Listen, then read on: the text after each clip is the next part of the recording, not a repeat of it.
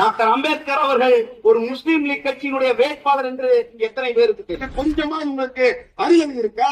உங்களுடைய ஜெய் ஸ்ரீராம் கோஷம் நீங்கள் எதற்காக பயன்படுத்துறீங்க? கைது செஞ்சு குஜராத் மாநிலத்தில் நீ கால வைக்க கூடாதான்னு சொல்லி திருட்டு போயல நீ குஜராத்ல கால வைக்காதான்னு சொல்லி அமித்ஷா அவர்கள் சொன்னாங்க. நீதிபதி லோயா அவர்கள் மாரடைப்பால் இறக்கவில்லை.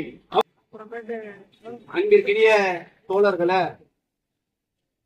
அமித்ஷா அவர்களும் மோடி அவர்களும் இன்னைக்கு இந்த இந்திய தேசத்தினுடைய திருநாட்டை ஆளக்கூடிய ஒரு நேரத்தில் நாம் எல்லாம் இருந்து கொண்டிருக்கின்றோம். மோடி அவர்கள் மாநிலத்தினுடைய ஒரு தேர்தலில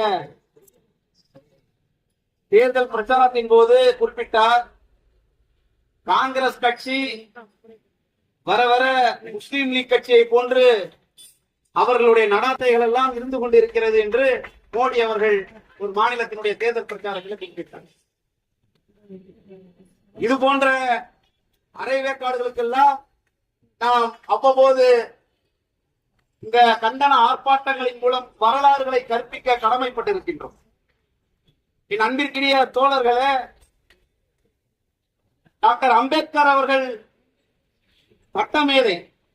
அவர் எம்எல்ஏவாக இருந்திருக்கிறார், எம்பியாக இருந்திருக்கிறார், நாடாளுமன்றத்தினுடைய பல பதவிகளிலே வகித்திருக்கிறார். அவர் கற்றாத கல்வி அல்ல, அவர் படிக்காத புத்தகங்கள் அல்ல. இன்னைக்கு சில அறவேக்காடுகள் எல்லாம் 40,000 10,000 புத்தகங்களை படித்துள்ளோம் என்று பீத்திக் கொள்கிறார்களே, அது போன்ற அவர்கள் அல்ல. டாக்டர் அம்பேத்கர் அவர்கள் பல புத்தகங்களை படித்தவர். ஆனால் வரலாறை நாம் சொல்ல வேண்டிய கடமையிலே நாம் இன்னைக்கு இருக்கிறோம். டாக்டர் அம்பேத்கர் அவர்கள் ஒரு முஸ்லீம் லீக் கட்சியினுடைய வேட்பாளர் என்று எத்தனை பேருக்கு தெரியும்? டாக்டர் அம்பேத்கர் அவர்கள் முஸ்லீம் லீக் கட்சியினுடைய வேட்பாளராக நிறுத்தப்பட்டு அரசியல் சாசன சபையில தேர்ந்தெடுக்கப்பட்டார் என்ற வரலாறு எத்தனை பேருக்கு தெரியும்? தெரியாது.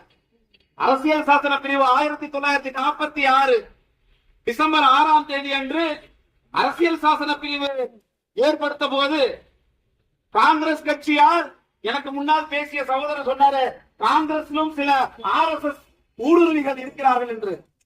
சில பேர் அல்ல, பல பேர் இருந்தார்.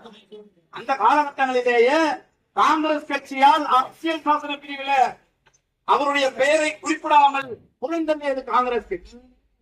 ஒரு படித்த மேதை, ஒரு சட்ட மேதை, இவரை எப்படி அரசியல் சாசன சபையில இருந்து எடுக்க முடியும் என்று முஸ்லீம் லீக் கட்சியினுடைய தலைவர்கள் அம்பேத்கரை அழைத்து முஸ்லீம் லீக் கட்சியினுடைய வேட்பாளராக டாக்டர் அம்பேத்கரை அவர்களை வேட்பாளராக அறிவித்து அந்த வேட்பாளரின் மூலமாக வெற்றி பெற்று முஸ்லீம் லீக் கட்சியினுடைய வேட்பாளராக அரசியல்